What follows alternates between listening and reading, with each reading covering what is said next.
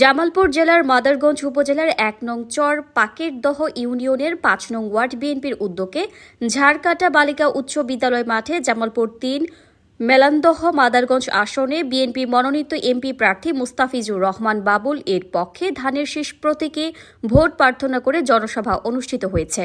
মাদারগঞ্জ প্রতিনিধি আনিসুর রহমান আইয়ুব এর তথ্যচিত্রে বিস্তারিত।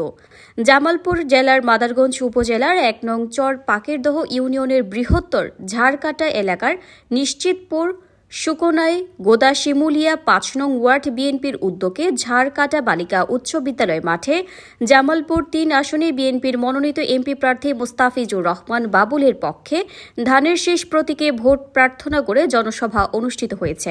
এ সময় মাদারগঞ্জ উপজেলা বিএনপির সহসভাপতি খাজা নাজিমউদ্দিনের সভাপতিত্বে মাদারগঞ্জ উপজেলা ছাত্রদলের যুগ্ম আহ্বায়ক মিল্লাত সরকারের সঞ্চালনায় প্রধান অতিথির বক্তব্য রাখেন ১ নং চর পাকেরদহ ইউনিয়ন বিএনপির সভাপতি গোলাম কিবরিয়া বিপ্লব তরফদার।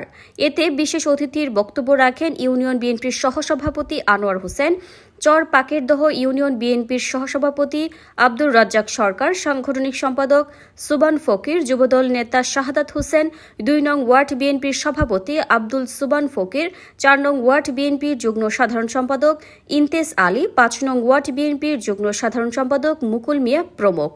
এ সময় মাদারগঞ্জ উপজেলা বিএনপি, ইউনিয়ন বিএনপি ও ওয়ার্ড বিএনপির অসংখ্য নেতাকর্মী উপস্থিত ছিলেন।